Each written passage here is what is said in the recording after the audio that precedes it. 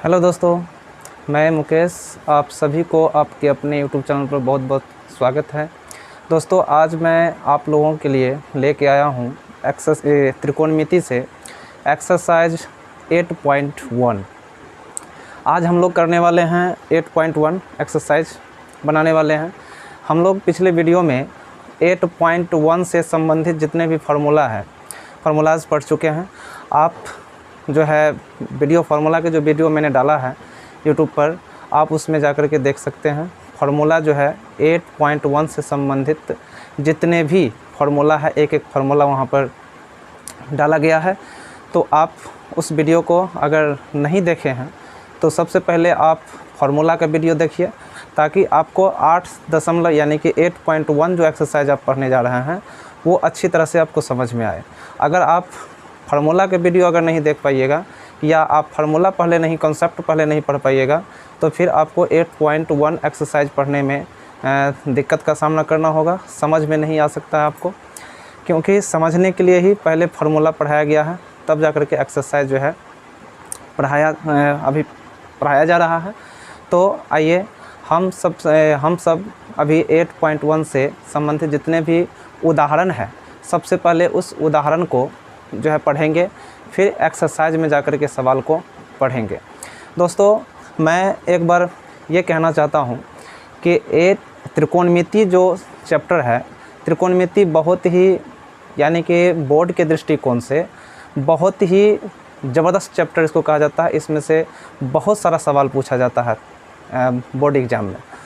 इसमें से त्रिकोणमिति में से लगभग 40 मार्क्स का जो है क्वेश्चन ऑब्जेक्टिव और सब्जेक्टिव दोनों मिला करके रहता है। तो हम सब इस त्रिकोणमिति को अच्छे ढंग से पढ़ेंगे, और अच्छे ढंग से पढ़ने के बाद ही अच्छा मार्क्स त्रिकोणमिति से आ सकता है। तो हर एक सवाल को, हर एक उदाहरण को हम पढ़ते जाएंगे, ताकि कभी कभी ऐसा भी होता है कि बोर्ड में उदाहरण से भी सवाल कई बार पूछा गया है। तो वैसे स्थिति में क्या होता है कि बहुत सारे बच्चे उदाहरण नहीं पढ़ के जाते हैं, तो वहाँ पर उनको दिक्कत हो जाता है। क्योंकि चैप्टर से बच्चे हमेशा रिवीजन और पढ़ते रहते हैं चैप्टर, तो चैप्टर वाला ही सवाल अधिकतर याद रखते हैं कि कौन सा सवाल कैसे बनेगा। लेकिन उदाहरण से नहीं पढ़ने के कारण क्या होता है कि कई बार हम वहाँ पर कन्फ्यूज़न हो जाते हैं। कन्फ्यूज़ के कारण हम सवाल को नहीं बना पाते हैं, और बनने वाला सवाल को भी हम लोग छोड़ करके चले आते हैं। तो आइए देर ना करते हुए हम इस वीडियो को आगे बढ़ाते हैं। और एक बार और, अगर आप लोगों को वीडियो अच्छा लगे तो लास्ट में प्लीज़ सब्सक्राइब और जो है बेल आइकन को भी दबाइए, और जो है शेयर भी कीजिए, ताकि अन्य स्टूडेंट तक भी ये वीडियो जाए और वो भी इसका लाभ उठा पाएँ। तो आइए हम सब जो है इस वीडियो को, यानी कि इस चैप्टर को आगे बढ़ाएं। सबसे पहले हम उदाहरण लेंगे, उदाहरण से हम लोग जो है आगे बढ़ेंगे। उदाहरण अगर समझ में आ गया तो एक्सरसाइज बिल्कुल समझ में आएगा, और अच्छे से समझ में आएगा। आप लोगों को बहुत हेल्प मिलेगा। उदाहरण पढ़ने के बाद जब एक्सरसाइज बनाइएगा तो उसमें ऑटोमेटिक है कि आप लोगों से सवाल 99% है जो बनेगा, अगर उदाहरण आप अच्छे से समझ लेते हैं तो सबसे पहले हम लोग चलते हैं, और पहला उदाहरण इसमें जो दिया हुआ है, तो फर्स्ट उदाहरण जो है कहता है, यदि tan A बराबर 4/3 तो कोण A के अन्य त्रिकोणमितीय अनुपात ज्ञात करें।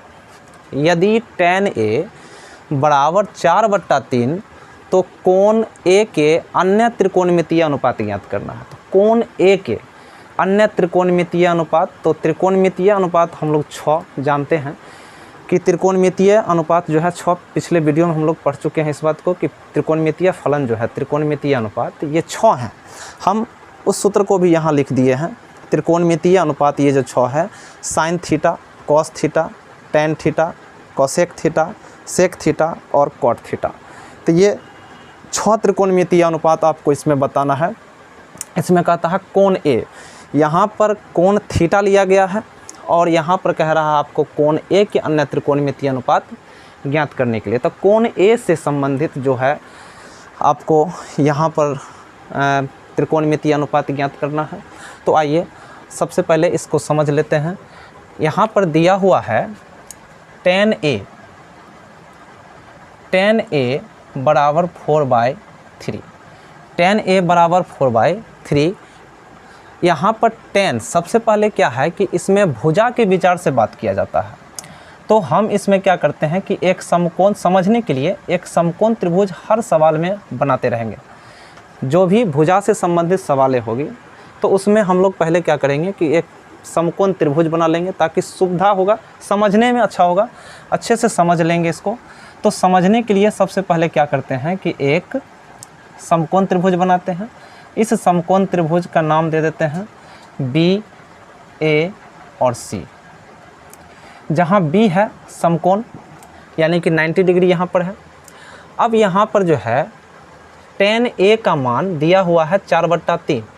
तो हम लोग क्या करेंगे कि भुजा के विचार से जब पढ़ रहे हैं तो tan का फॉर्मूला लगा देंगे। tan का फॉर्मूला जो है यहाँ पर tan थीटा बराबर क्या है, लंब बट्टा आधार है। तो लंब बट्टा आधार हम लोग ले लेंगे, लंब बट्टा आधार। लंब बट्टा आधार यानी कि लंब को हम लोग P से सूचित करते हैं, आधार को हम लोग B से सूचित करते हैं।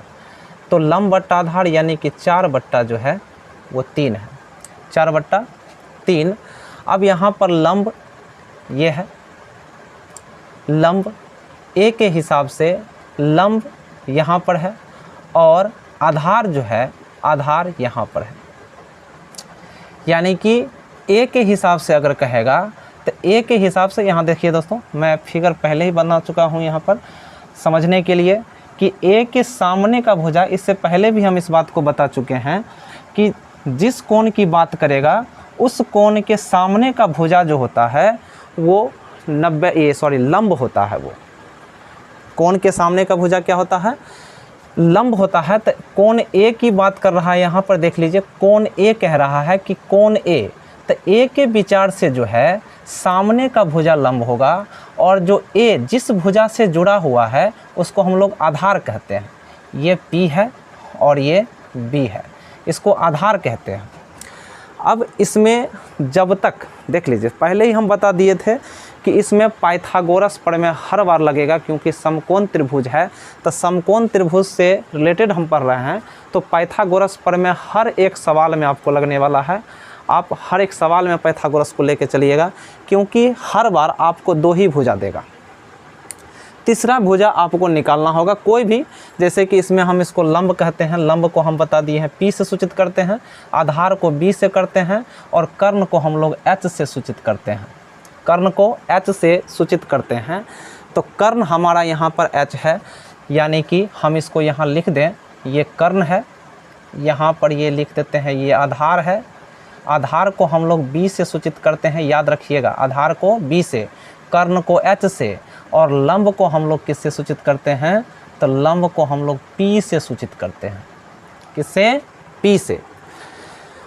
अब देख लीजिए यहाँ पर हम लोगों को क्या निकालना है, 2 भुजा पता है। तो जब तक तीनों भुजा पता नहीं होगा तब तक हम किसी भी नतीजे पर पहुँच नहीं सकते हैं, हम बता नहीं सकते हैं। अन्य त्रिकोणमितीय अनुपात जो पूछ रहा है आपसे, आप या हम कोई भी नहीं बता सकता जब तक कि तीनों भुजा पता नहीं हो जाता है। तीनों भुजा जब तक पता नहीं हो जाता तब तक आप किसी भी त्रिकोणमितीय अनुपात पर नहीं पहुंच सकते हैं या नहीं बता सकते हैं। तो त्रिकोणमितीय अनुपात बताने के लिए हमें क्या जरूरी है, तीनों भुजा को सबसे पहले बताना, तीनों भुजा निकालना। तो यहाँ पर हमारे पास 2 भुजा पता है, तीसरा भुजा निकालने के लिए हम पाइथागोरस प्रमेय का इस्तेमाल किए थे। हम कहे थे, वहाँ पर लिख दिए थे कि पाइथागोरस प्रमेय हर एक सवाल में लगने वाला है। तो पाइथागोरस प्रमेय यहाँ पर गाइस, पाइथागोरस प्रमेय तो आप याद ही कर लीजिए कि पाइथागोरस हर एक सवाल में लगने वाला है। ये आप एकदम बिल्कुल इस बात को माइंड में बैठा लीजिए कि हर एक सवाल जो आप पढ़ने वाले हैं 8.1 उसमें हर एक सवाल में आप पाइथागोरस प्रमेय लगने वाला है। इसलिए इस फार्मूला को तो आप याद रखिए। पाइथागोरस प्रमेय क्या होता है, तो पाइथागोरस प्रमेय होता है कर्ण का स्क्वायर बराबर लंब का स्क्वायर जोड़ आधार का स्क्वायर, आधार का स्क्वायर। कर्ण का स्क्वायर बराबर लंब का स्क्वायर जोड़ आधार का स्क्वायर, ये आपका पाइथागोरस प्रमेय है और ये हर एक सवाल में लगने वाला है। मैं बार बार रिपीट कर रहा हूँ इसीलिए कि ये बहुत ही इम्पोर्टेंट है। आप इसके बिना आगे त्रिकोणमिति का एक भी स्टेप नहीं बना सकते। ये बिल्कुल समझ लीजिए कि आप इस प्रमेय के बिना आप त्रिकोणमिति का एक भी स्टेप को हिला नहीं पाइएगा। ये मेरा गारंटी है, वादा है। इसलिए करके ये जो है बिल्कुल आप सटीक याद कर लीजिए इसको, ताकि आप त्रिकोणमिति के आगे स्टेप को बढ़ाने में सफल रहिएगा। तो चलिए, कर्ण यहाँ पर जो है हम लोगों को निकालना है। लंब जो है दिया हुआ है, लंब कितना है? तो लंब है 4, लंब है 4, तो 4 का स्क्वायर। आधार है 3, तो 3 का स्क्वायर। 4 का स्क्वायर 16, 3 का स्क्वायर 9। दोनों को जोड़ते हैं तो 16 9 25 हो जाता है। यानी कि कर्ण का स्क्वायर जो है, कर्ण का स्क्वायर 25 होता है। दोस्तों यहाँ पर आप इस स्क्वायर को हटाते हैं तो आपका यहाँ पर जो 25 है ये रूट में आ जाता है। अगर आप यहाँ से स्क्वायर नहीं हटाना चाहते हैं तो एक बात और, अगर आप स्क्वायर नहीं हटाना चाहते हैं तो इस पर जो स्क्वायर है वो तो रहेगा ही। आप जो है यहाँ पर 5 का स्क्वायर कर लीजिए। 5 का स्क्वायर होता है 25। आप वर्ग कीजिएगा, जैसे 5 का वर्ग, तो 5 गुने 5, 5 गुने 5 अर्थात 25। स्क्वायर का मतलब है जितना पावर रहता है हम उसको उतना बार गुना करते हैं आधार को। तो 5 गुने 5 यानी कि 25 आया। तो 25 का जो वर्गमूल होगा वो 5 होता है। ठीक है, तो यहाँ पर स्क्वायर से आप इसको हटा सकते हैं। तो कर्ण का जो वैल्यू है वो आपका 5 है। कर्ण का वैल्यू कितना हो गया? तो आप यहाँ पर कर्ण भी पता कर लिए। कर्ण कितना है? तो कर्ण निकल गया 5। अब देखिए, अब यहाँ पर जो है आप त्रिभुज के तीनों भुजा ज्ञात कर लिए, ज्ञात हो चुका है। अब हम इस नतीजे पर पहुँचते हैं जो सवाल कह रहा है यहाँ पर कि त्रिकोणमितीय यानी कि tan a बराबर 4/3, तो कोण A के अन्य, कोण A के, देखिए कोण A के अन्य त्रिकोणमितीय अनुपात ज्ञात करना है। तो कोण A के जब बात करेगा, कोण A से जब बात करेगा कि कोण A के अन्य त्रिकोणमितीय अनुपात ज्ञात करें, तो कोण A ही ज्ञात करना है। A कह रहा है तो A ही ज्ञात करना है। और त्रिकोणमितीय अन्य क्या है? तो हमें निकालना है साइन A। जैसे दोस्तों मैं बताया था कि त्रिकोणमितीय अनुपात हमारे पास 6 हैं, 6 त्रिकोणमितीय अनुपात हैं। तो हम यहाँ पर बता दिए कि थीटा से ले लिए हैं, लेकिन आपको कह रहा है कि कोण A के अन्य त्रिकोणमितीय यानी कि कोण। अब कहिएगा कि ये A कहाँ से आया? तो एंगल हम पहले बता चुके हैं, एंगल के बिना, A के बिना साइन का कोई मतलब नहीं निकलता है।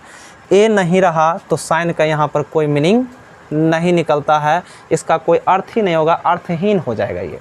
इसीलिए करके A क्या होता है कि कोण को सूचित करता है ना। तो यहाँ पर जो है A, थीटा के जगह पर सिर्फ A ले लिया गया है। तो A के हिसाब से बताना है, थीटा कहता तो आपको थीटा के हिसाब से बताना था। तो A के हिसाब से उसके बाद आपको निकालना है cos A, उसके बाद निकालना है आपको tan A। ठीक है, 3 निकाल लीजिए पहले, उसके बाद 3 को पलट दीजिए, आसानी से सवाल आपका बन जाएगा। कोई भी जोड़ी नहीं है माइंड पर किसी भी चीज़ के लिए ज़्यादा प्रेशर लेना। आप आसानी से सवाल को अगर समझ रहे हैं तो बिल्कुल आसान से ही ये बनेगा, आसानी से बनेगा। और 3 को ही याद रखना है। मैंने पिछले वीडियो में बताया था कि 3 मान को आप याद रखिए, निकालना सीख लीजिए, 3 उलट दीजिए, 6 आपका पुर जाता है। तो सबसे पहले A के हिसाब से पहले तो साइन का जो फार्मूला है, साइन का फार्मूला आपको हम यहाँ पर एक मंत्र भी दिए थे, उस मंत्र को आप शायद याद किए हैं या नहीं किए हैं। अगर नहीं किए हैं तो आप उस मंत्र को ज़रूर याद कर लीजिए, क्योंकि ये काम आने वाला है आपको इस चैप्टर में। जैसे मैंने साइन के लिए बताया था, मैंने साइन के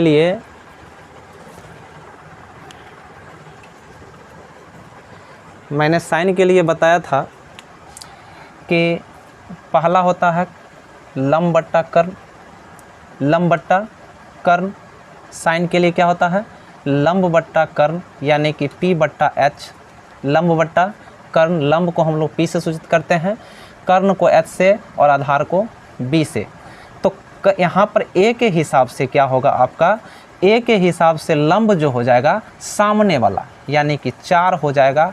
और कर्ण नहीं बदलता है तो कर्ण 5 का 5 ही रहेगा, कर्ण 5 का 5 ही रहेगा। उसके बाद कॉस ए की बात किया जाए तो कॉस का जो फार्मूला होता है वो होता है b/h। तो b/h यहाँ पर गैस b/h जो होता है वो कॉस का होता है। तो कॉस यहाँ आपको ए के हिसाब से बताना है। तो ए के हिसाब से हम बताए थे कि जो ए का संलग्न भुजा है, मतलब कोण जिस भुजा से जुड़ा हुआ है आप उसी को आधार मानिए, उसी को आधार आप मान के चल सकते हैं। तो आपका यहाँ पर आधार जो है वो है 3 और कर्ण आपका 5 है। कर्ण जो है वो फिक्स है, कर्ण नहीं बदलेगा। उसके बाद आप यहाँ पर आधार हो गया आपका 3 और कर्ण हो गया आपका 5। अब tan के लिए चलते हैं। tan का जो फार्मूला है वो है p/b। क्या है? p/b। तो p यानी कि लंब, तो a के हिसाब से लंब 4 और b जो है वो आपका जिस भुजा से कोण जुड़ा हुआ है उसको आधार कहते हैं। तो आधार आपका 3 है। दोस्तों आप यहाँ पर साइन, कॉस और tan तीनों का मान आप निकाल चुके हैं, जान चुके हैं।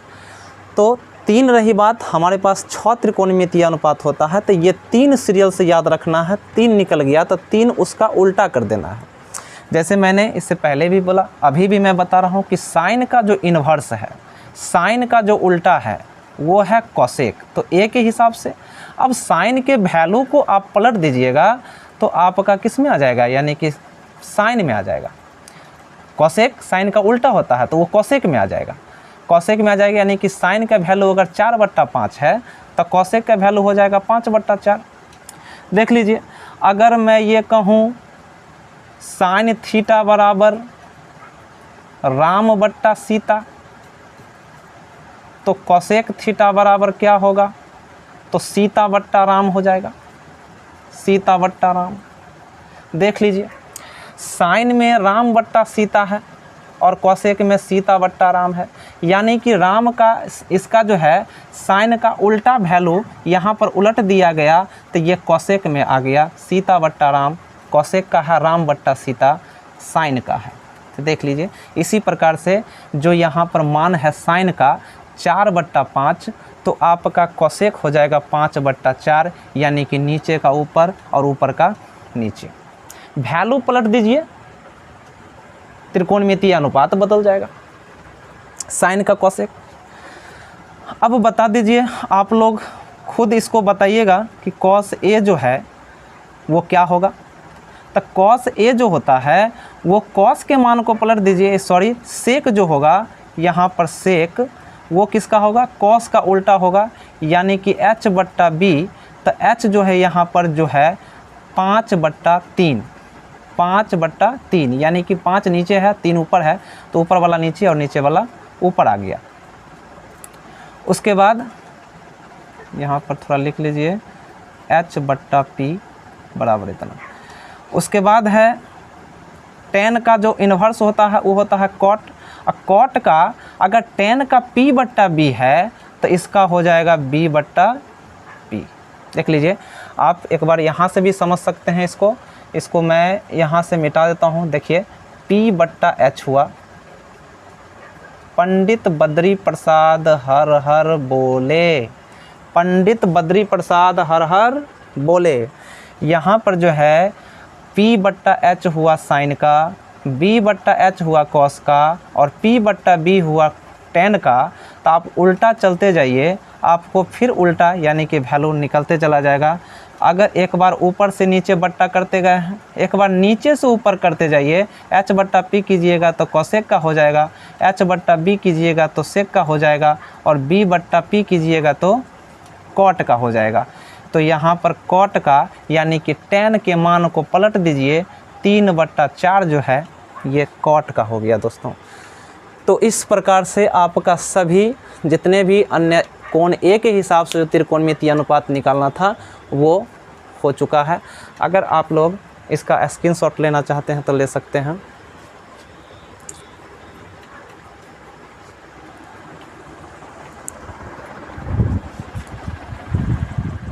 हेलो दोस्तों, तो देखिए यहाँ पर जो क्वेश्चन नंबर 2 है, क्वेश्चन नंबर 2, यदि कोण बी और कोण क्यू ऐसे न्यून कोण हो जिससे कि साइन बी बराबर साइन क्यू, साइन बी बराबर साइन क्यू, तो सिद्ध कीजिए कि कोण बी बराबर कोण क्यू, कोण बी बराबर कोण क्यू, ये सिद्ध करना है।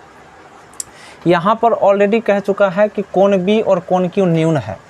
देखिए दोस्तों, यहाँ पर मैंने पहले से चित्र बना रखा है, यानी कि एक त्रिभुज आपका जो है बी न्यून कोण है, जो त्रिभुज आपका ए बी सी है, और एक त्रिभुज दूसरा जो है पी क्यू आर है, जिसमें क्यू न्यून कोण है। क्वेश्चन ऑलरेडी कह चुका है कि कोण बी और कोण क्यू क्या है, न्यून है। चूँकि ये समकोण है तो ये दोनों कोण क्या होता है, न्यून होता है, तो बी उसमें से न्यून हो गया।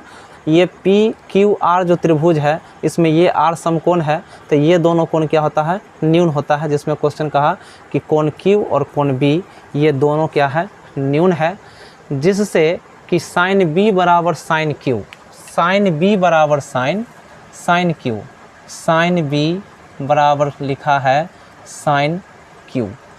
यहाँ पर जो है साइन बी, तो बी के हिसाब पहले तो साइन का फार्मूला लगा लेते हैं। साइन का क्या पहले ही बता चुके हैं कि पंडित बद्री प्रसाद हर हर बोले। यहाँ पर साइन के लिए ये मंत्र तो बिल्कुल आप याद रख लीजिए, ये मंत्र आपको इस पूरे चैप्टर में लगने वाला है। ये जो एक्सरसाइज आप 8.1 पढ़िएगा उसमें आपको ये मंत्र का हर एक सवाल में लगने वाला है, इसलिए इस मंत्र को आप बखूबी याद रखिए, अच्छे से याद रखिए, ताकि मतलब कोई भी ऐसा जो है पॉइंट नहीं छोड़िए जिसके वजह से आपको सवाल बनाने में दिक्कत हो और समझने में दिक्कत हो। इसलिए हर एक पॉइंट को लेके चलिए, हर एक वो ट्रिक है वो उसको लेके चलिए, हर एक कॉन्सेप्ट को पढ़ के आगे चलिए, ताकि आपको आगे चैप्टर बनाने में किसी भी प्रकार की कठिनाई का सामना नहीं करना पड़े। तो यहाँ पर जो है हम पहले साइन का फॉर्मूला लगाते हैं P बट्टा H। अब जो है B के हिसाब से सामने वाला जो भुजा होता है इसको, यानी कि इस त्रिभुज में ये है लंब, ये है आधार और ये है कर्ण। इस त्रिभुज में ये लंब, ये कर्ण और ये आधार। अब देख लीजिए साइन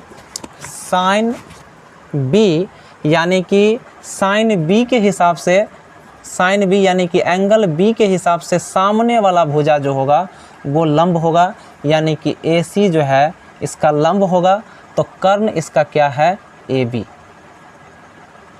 इसी प्रकार आप जो है साइन क्यू का निकाल लीजिए, साइन क्यू का।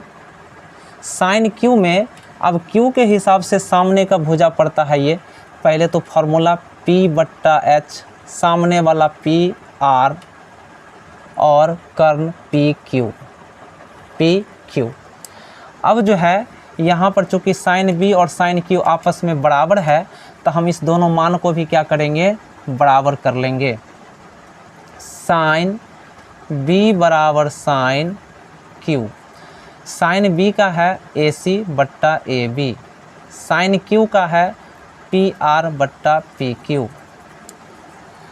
अब यहाँ पर दोस्तों थोड़ा सा क्रॉस गुना कर लेते हैं, AC गुने PQ, AB गुने PR।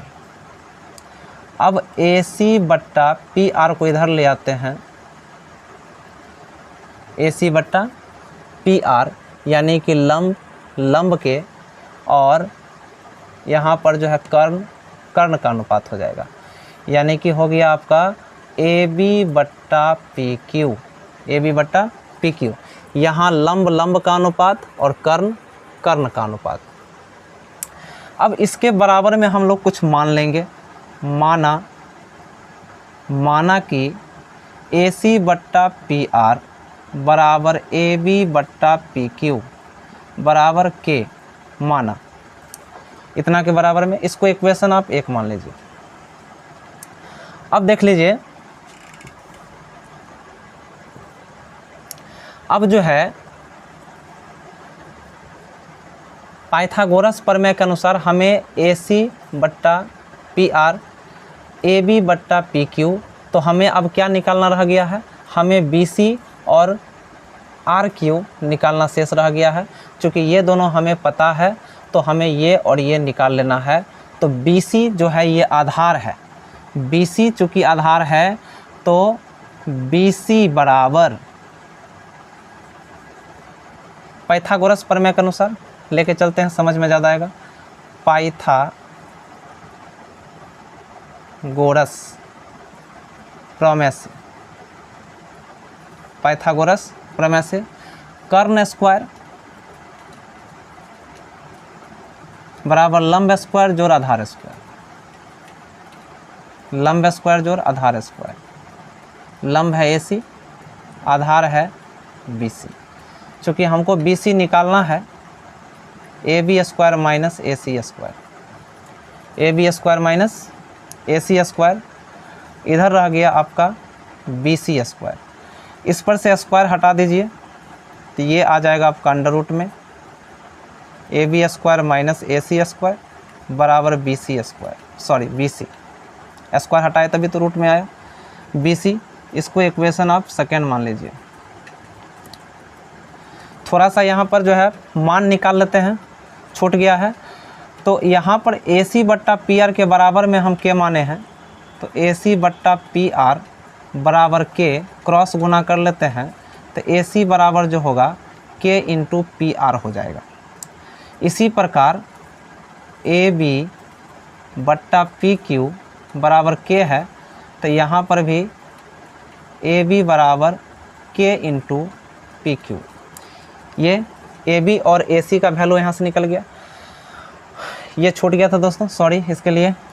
फिर आगे बढ़ते हैं। अब इसमें से हम लोग क्या निकालेंगे, QR निकाल लेते हैं।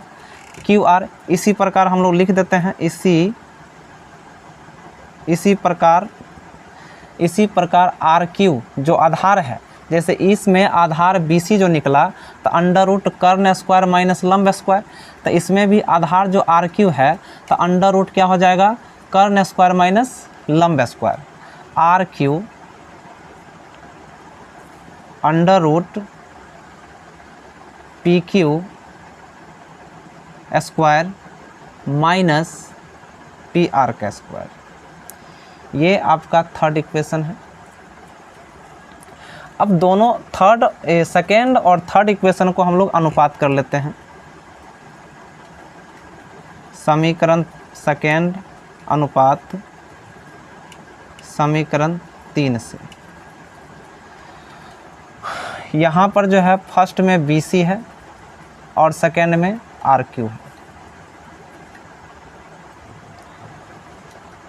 BC का जो है value under root AB square minus AC square बटे RQ का जो है वो PQ स्क्वायर माइनस PR का स्क्वायर, ये हो गया।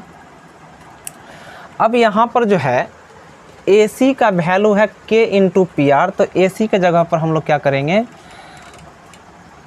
K इंटू PR ले लेंगे। और AB बराबर चूँकि K इंटू PQ है तो ये दोनों के जगह पर वैल्यू चेंज हो जाएगा। ये दोनों के जगह पर वैल्यू क्या चेंज हो जाएगा, तो AB के जगह पर हम रख सकते हैं K इंटू PQ। अब इसका स्क्वायर, चूँकि यहाँ पर स्क्वायर है तो स्क्वायर चढ़ेगा, माइनस AC का भी वैल्यू क्या है, K इंटू PR, इसका पूरे का स्क्वायर होगा चूँकि यहाँ पर स्क्वायर है AC का, और बट्टा ये जो जैसे है बट्टा में इसको उसी तरह लेके चलना है, PQ square minus PR square, ये पूरे का अंडर रूट होगा। अब यहाँ ऊपर लिखते हैं यहाँ से। अब यहाँ जो है BC बराबर BC बट्टा PQ, BC बट्टा RQ बराबर K स्क्वायर। यहाँ से हम क्या करते हैं, स्क्वायर अगर ये तोड़ते हैं कोस्ट वाला तो ये दोनों पर स्क्वायर चढ़ेगा, K पर भी और PQ पर भी, PQ का स्क्वायर, फिर माइनस K स्क्वायर, यहाँ से K स्क्वायर इंटू PR का स्क्वायर बट्टा अंडर रूट, ये जैसे है वैसे ही रहेगा, PQ स्क्वायर माइनस PR का स्क्वायर, इसका पूरा अंडर रूट। अब यहाँ से के स्क्वायर कॉमन है तो हम लोग कॉमन निकाल लेंगे, तो बच गया रूट इसके कोष्ठ में अंदर में P Q square minus P R का स्क्वायर और बट्टा under root P Q square minus P R का स्क्वायर।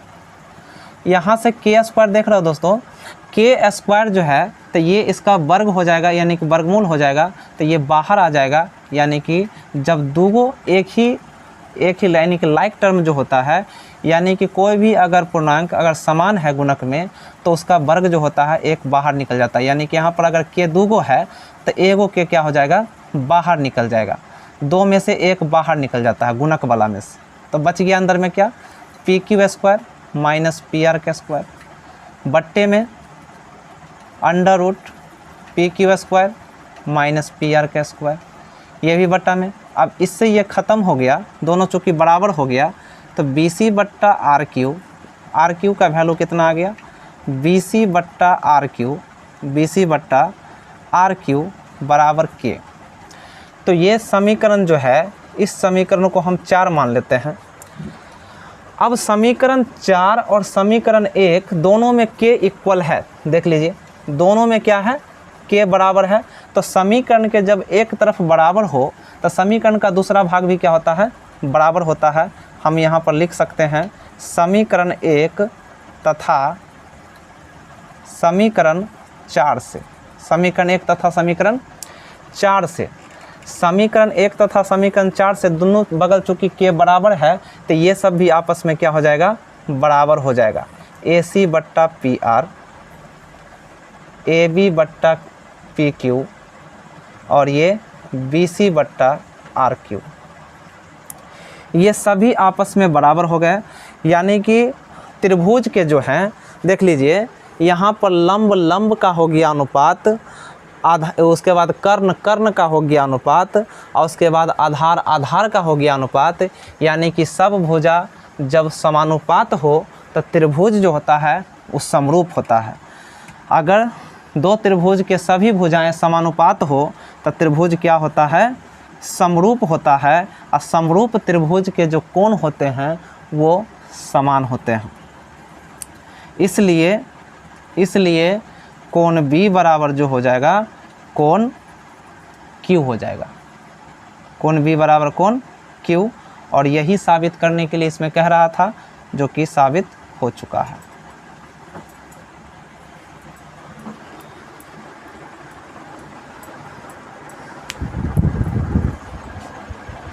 हम लोग 1 कर लिए, 2 कर लिए और उदाहरण नंबर अब 3 है। उदाहरण नंबर 3 में जो दिया हुआ है प्रश्न, उदाहरण 3 का प्रश्न है कि त्रिभुज ए सी बी लीजिए।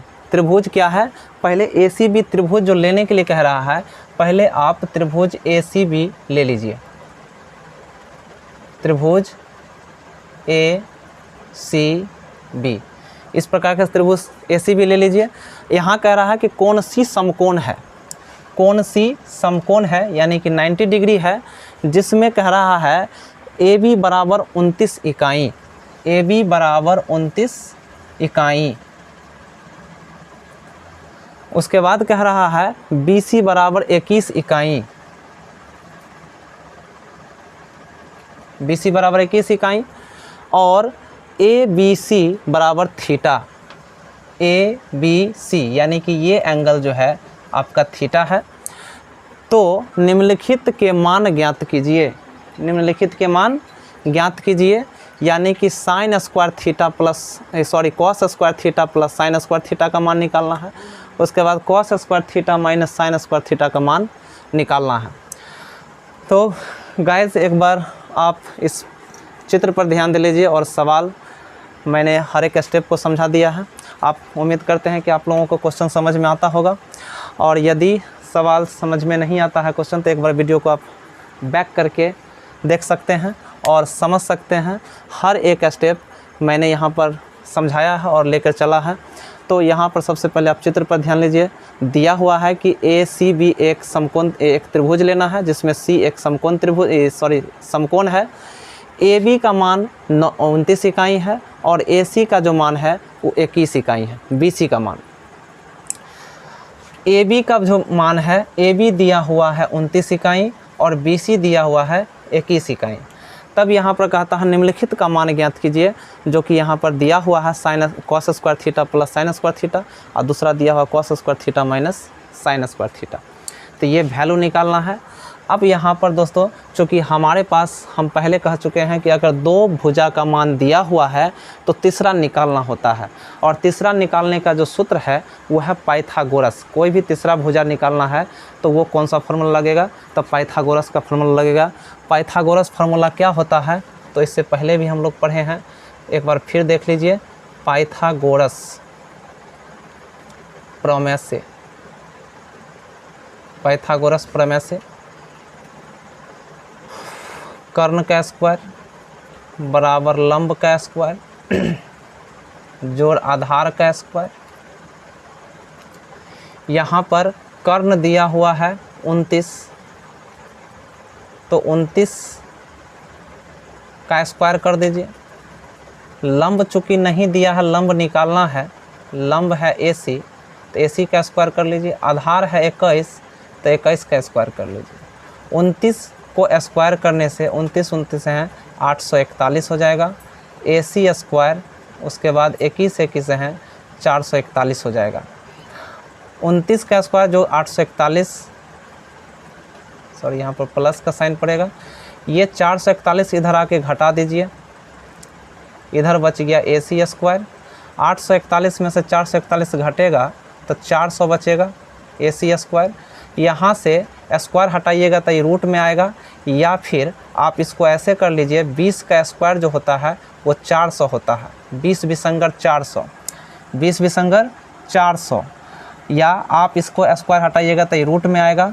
इस प्रकार से AC स्क्वायर बराबर जो है आपको 400 है, तो AC बराबर अंडर रूट आपका क्या हो जाएगा 400। इसमें से 4 का खंड जो है यानी कि 2 गुने 2, और ये 2 गुने 2 और गुने 100, 2 दूनी 4, 4 को 100 से गुना 400। अब यहाँ पर जो है दो खंड में है बटा हुआ, यानी कि 4 को 2 खंड किया गया, तो इसमें से 2 दूगो है तो एगो बाहर आ जाएगा। यहाँ पर 100 है तो इसका भी 2 खंड हो जाएगा, यानी कि आप कह सकते हैं 10 गुने 10, तो 2 10 भी है, उसमें से 1 10 बाहर आ जाएगा।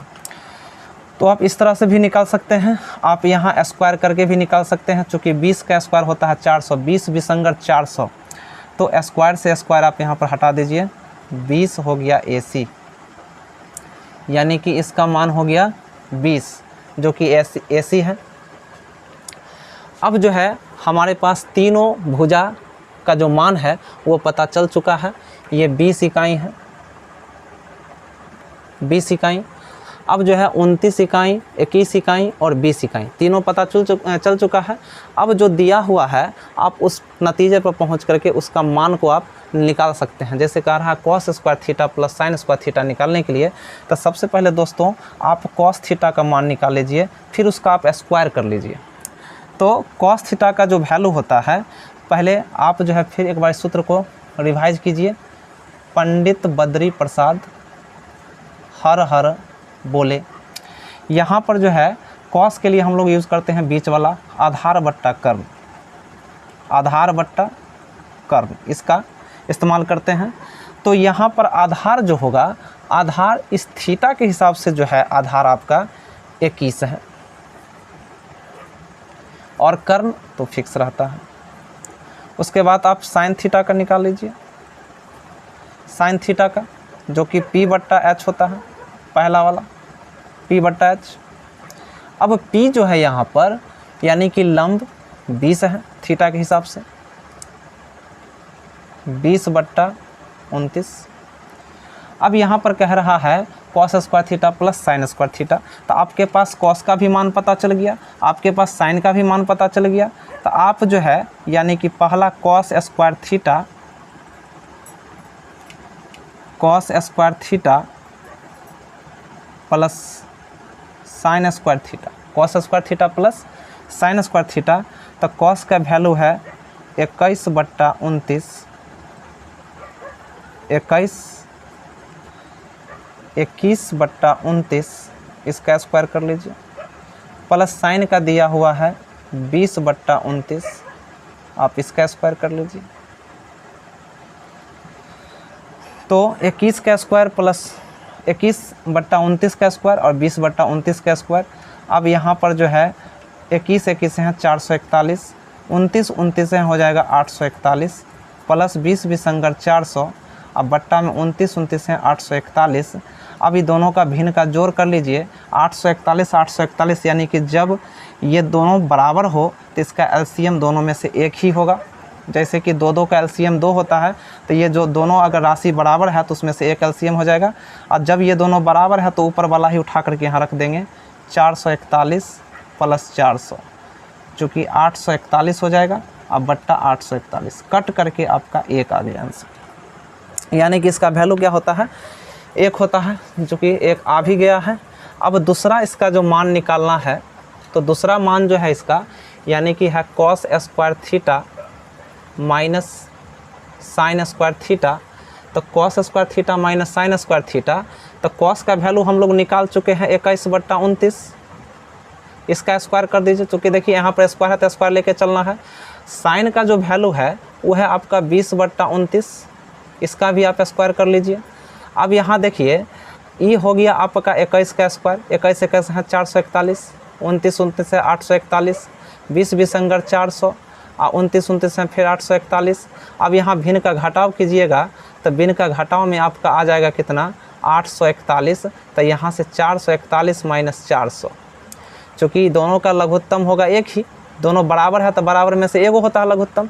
और जब ये दोनों बराबर हो तो ऊपर वाला ही सिर्फ लिख दिया जाता है।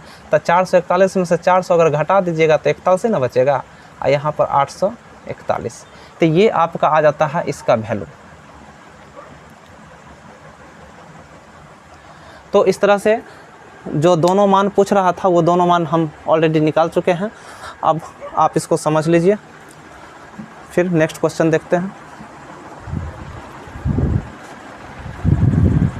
3 तक हो चुका है। उदाहरण नंबर 4 है, एक समकोण त्रिभुज ABC में जिसका कोण B समकोण है, यदि tan A बराबर 1 तो सत्यापित कीजिए 2 sin A into cos A बराबर 1। यहाँ पर दोस्तों देख लीजिए, एक समकोण त्रिभुज बनाना है जिसका शीर्ष का नाम है ABC, जिसमें कोण B समकोण है। तो सबसे पहले आप क्या कीजिए कि एक समकोण त्रिभुज की रचना कीजिए, एक समकोण त्रिभुज की A, इसमें B समकोण है तो ABC, इसमें चूँकि B समकोण है तो ABC यहाँ पर जो है, चूँकि समकोण त्रिभुज ABC में B समकोण है तो यहाँ पर B जो है हम 90 डिग्री ले लिए हैं, B समकोण है, बाकी ये दो कोण न्यून है। अब देख लीजिए यहाँ पर हम लोगों को दिया हुआ है क्या, हम लोगों का दे दिया है कि tan A, यहाँ पर दे रखा है tan A बराबर 1। tan A बराबर क्या है, हर बार जो है आपको एक रेशियो दिया रहेगा और फिर आपको अगला वैल्यू निकालने के लिए कहेगा। तो आप जो है जो भी यहाँ पर त्रिकोणमितीय अनुपात दे रखा हो तो उसका पहले मान बैठा लीजिए। उसके बाद आप जो है 3 भुजा में से 2 भुजा को आपको यहीं से निकालना है, तीसरा भुजा आपको पाइथागोरस से निकलेगा। उसके बाद आपको जो कहे हुए अनुसार जो कहता है, जो सत्यापित है या जो कथन कह रहा साबित करने के लिए, मान निकालने के लिए, तब आप जाकर के उसको निकाल सकते हैं।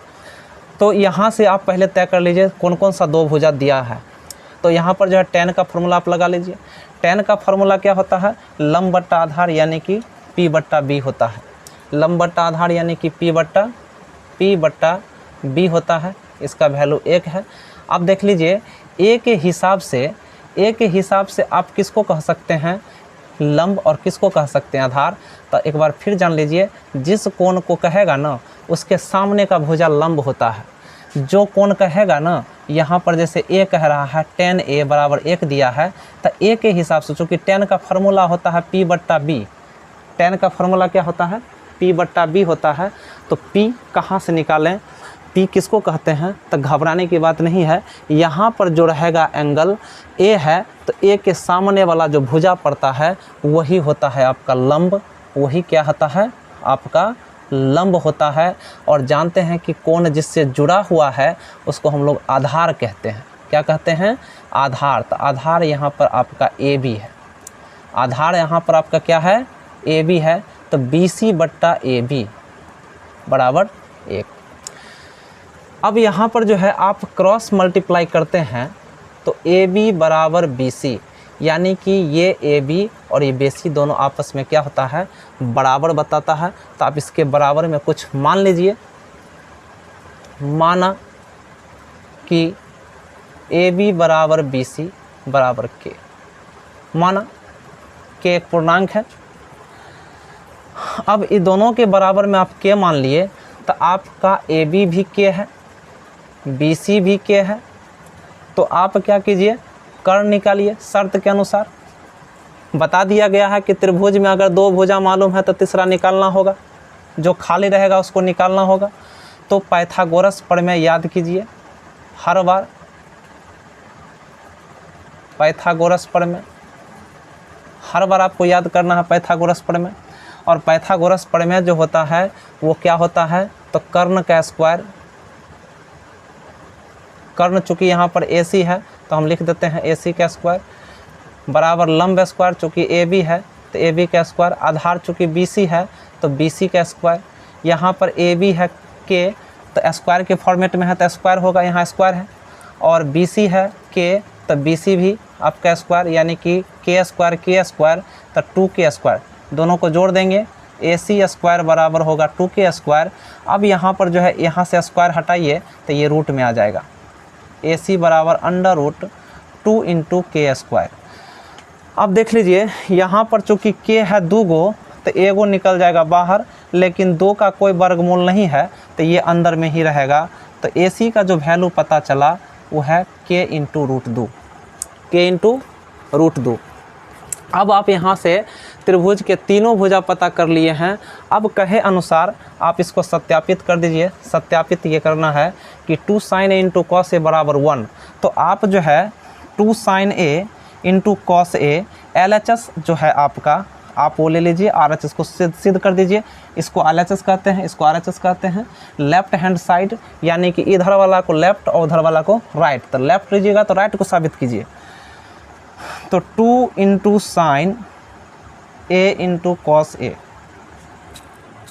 2 into sine into cos A, 2 into sine, sign का क्या होता है फॉर्मूला, साइन का फॉर्मूला लगा लीजिए पहले, P बट्टा H होता है। कॉस का क्या होता है, तो B बट्टा H होता है। अब देख लीजिए 2 इंटू क्रॉस का गुना कर, क्रॉस का साइन लगाइए। ए के हिसाब से क्या होगा, तो ए के हिसाब से सामने वाला होगा लंब, यानी कि के। कर्ण फिक्स है, कर्ण फिक्स है के इंटू रूट 2 क्रॉस। अब ए के हिसाब से आधार कौन होगा, तो ए के हिसाब से आधार होगा फिर ये के, और उसके बाद कर्ण फिर वही के इंटू रूट 2।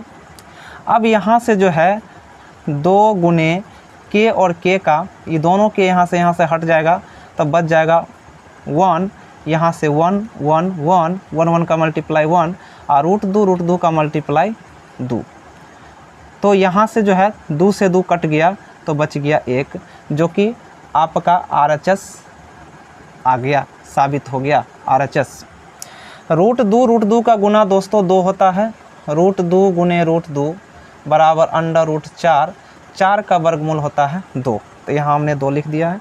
1 का गुना, चूँकि ये पूर्णांक में है, ये भिन्न में है, 1 का गुना 1 और रूट 2 का गुना। जब रूट में समान राशि रहे तो आप उसको डायरेक्ट लिख सकते हैं 2। अगर रूट 2 है तो आप 2 लिख सकते हैं। रूट 3 रहेगा तो आप 3 लिख सकते हैं। रूट 5 रहेगा तो आप 5 लिख सकते हैं, इस तरह से। तो आपका RHS प्रूफ हो चुका है।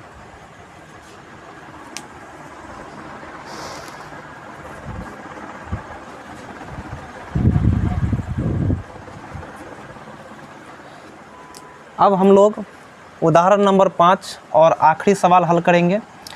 तो उदाहरण नंबर 5 में जो है हम लोगों का जो सवाल दिया हुआ है वह है त्रिभुज OPQ में जिसका कोण P समकोण है।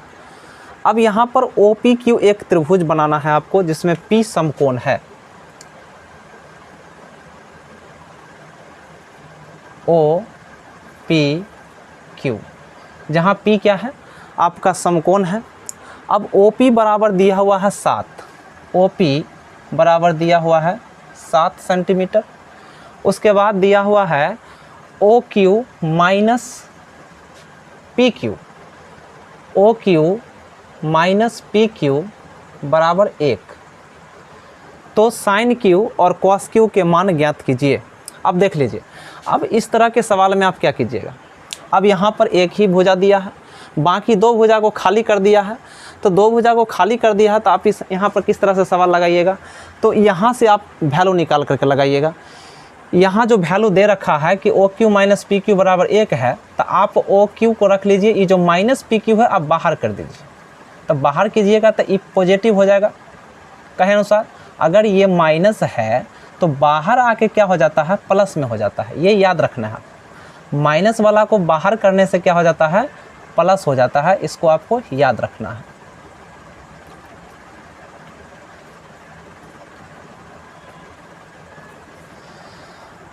अब देखिए यहाँ पर एक जो है आपका समीकरण बन गया। अब PQ का वैल्यू कितना है, OQ का वैल्यू चूँकि 1 प्लस क्या आ गया, PQ। अब आप यहाँ पर क्या कीजिए, पाइथागोरस प्रमेय लगा लीजिए। इसको इक्वेशन 1 मान लीजिए। अब पाइथागोरस प्रमेय लगा लीजिए। पाइथागोरस प्रमेय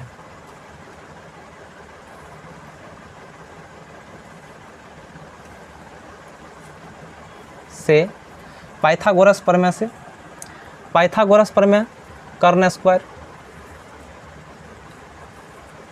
बराबर लंब स्क्वायर जोड़ आधार स्क्वायर। अब OQ जो है ये कर्ण है, OQ का मान ऑलरेडी आप निकाल चुके हैं। OP आपको दे रखा है 7 सेंटीमीटर, PQ नहीं है तो आप इसी तरह छोड़ दीजिए। यहाँ जो है 1A प्लस B का होल स्क्वायर है, A प्लस B का whole square, A plus B का होल स्क्वायर क्या होता है, A square plus B square 2AB ये होता है। तो A के जगह पर आपका 1 है तो 1 का स्क्वायर, B के जगह पर PQ है तो PQ का square, A square plus B square 2A और B ये हो गया बराबर 7 का स्क्वायर 49 होगा। 7 7 49, 7 का स्क्वायर क्या होता है, 7 का स्क्वायर यानी कि 7 गुना 7 7 49 प्लस PQ स्क्वायर, 1 का स्क्वायर 1, उसके बाद PQ का स्क्वायर 2 एकम 2 PQ बराबर 49 सेंटीमीटर का स्क्वायर और प्लस PQ का स्क्वायर। PQ का स्क्वायर इधर भी है, PQ का स्क्वायर इधर भी है। अगर दोनों तरफ एक ही राशि है और दोनों का चिन्ह धनात्मक है या दोनों का चिन्ह ऋणात्मक है, अगर समान चिन्ह है तो आप उसको काट सकते हैं। समान चिन्ह में रहेगा तो दोनों तरफ आप काट सकते हैं, इसमें कोई दिक्कत नहीं है। प्लस 2PQ बराबर 49 सेंटीमीटर स्क्वायर। अब ये जो है एक को आप उधर ले जाइए, यहाँ भी स्क्वायर कर लीजिए, आप उसको उधर ले जाइए। 2PQ बराबर 49 centimetre square minus 1 centimetre square. 49 में से 1 घटाइएगा तो 48 आपको बचेगा। इधर 2PQ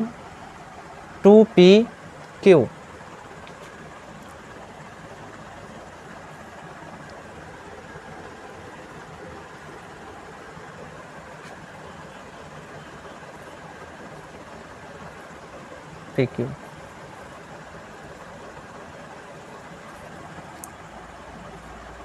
PQ इससे इसको काट दीजिए, यानी कि PQ का वैल्यू आपको 24 सेंटीमीटर निकल गया। तो PQ आपका 24 है तो OQ कितना हो जाएगा, तो OQ जो है चूँकि PQ का मान समीकरण 1 में रखने पर, PQ का मान समीकरण 1 में रखने पर, समीकरण 1 है OQ बराबर 1 प्लस PQ। 1 प्लस PQ का वैल्यू है 24, तो 24 1 25, यानी कि OQ 25 आ जाता है। तो आपको अब जो है तीनों भुजा पता है, तीनों भुजा चूँकि पता हो चुका है तो अब जो है आप आसानी से यहाँ से निकाल सकते हैं। अब क्या कह रहा है, क्वेश्चन के अनुसार साइन क्यू और कॉस क्यू का वैल्यू निकालिए। साइन क्यू और कॉस क्यू का वैल्यू निकालिए। तो साइन क्यू यानी कि साइन का फॉर्मूला आप लगा दीजिए, लंब बट्टा कर्ण यानी कि P बट्टा H। तो क्यू के हिसाब से आप देख लीजिए, इसके हिसाब से लंब कौन होगा, तो सामने वाला इसके हिसाब से लंब होगा यानी कि 7 और कर्ण हो जाएगा 25। उसके बाद कहता है कॉस क्यू निकालिए। कॉस क्यू, पहले कॉस का फॉर्मूला लगा लीजिए, आधार बट्टा कर्ण होता है B बट्टा H। अब क्यू के हिसाब से आधार हो जाएगा 24 और कर्ण 25। तो फाइनली आपका ये आंसर है, फाइनली आपका ये आंसर हो जाता है, सलूशन हो गया। तो आज का वीडियो अब यहीं तक। आपका जो भी 5 उदाहरण था 8.1 से जो रिलेटेड उदाहरण था, मैंने आपका हर एक प्रश्न जो है 5 हल कर दिया है, समझा दिया है। और अगर वीडियो आपको पसंद नहीं अगर वीडियो आपको यानी कि कोई भी क्वेश्चन में अगर आपको दिक्कत हो, किसी भी प्रश्न में दिक्कत हो, तो वीडियो को आप बैक करके देख सकते हैं। अच्छे से देखिए, आपको हर एक क्वेश्चन समझ में आएगा। और इसी हिसाब से इसी हिसाब से जो है आपका 8.1 एक्सरसाइज जो है आपको बनाया गया है। आप अगर इसको समझ लिए हैं तो 8.1 जो एक्सरसाइज है उसको बनाने में आपको कहीं से भी दिक्कत नहीं होने वाला है, ये मैं वादा करता हूँ। अगर आप इसको समझ गए हैं तो अगर इसको कहीं भी आपको अगर दिक्कत बुझा रहा हो कि नहीं समझ में आया है, तो आप एक बार वीडियो को बैक कर लीजिए और बैक करके फिर से वहाँ से देखिए, आपको समझ में 100% आएगा। उसके बाद आप क्या कीजिए कि जितने भी ये एक्सरसाइज से रिलेटेड जो फार्मूला है, उस फार्मूला को आप लिख लीजिए कहीं कॉपी में बनाने से पहले। और उसको जो है सवाल लगाने से पहले जिस सवाल में जो भी फार्मूलाज लगेंगे उस फार्मूला को आप लगाते जाइए। जिस हिसाब से हल किया गया है आप उसी हिसाब से उसको भी हल कीजिए। हर एक सवाल में आपको पाइथागोरस और ये त्रिभुज जो है आपको समकोण त्रिभुज बनेगा, ताकि आपको 2 भुजा का वैल्यू हमेशा पता चले। और तीसरा आपको निकालना पड़ेगा। तीसरा निकाल करके तब आपको जो मान कहता है सवाल, उसको निकालिए। तो अगर आपको कहीं भी दिक्कत हो तो आप वीडियो को रिवर्स करके देखिए, आपको अच्छे से समझ में आएगा। तो अगर आपको ये वीडियो अच्छा लगे तो लास्ट में जो है यानी कि आप शेयर भी कीजिए, सब्सक्राइब भी कीजिए, लाइक भी कीजिए और बेल आइकन को भी दबाइए, ताकि आपको जो है इस वीडियो का नोटिफिकेशन मिलता रहे और आप इसका लाभ उठाते रहें। जय हिंद।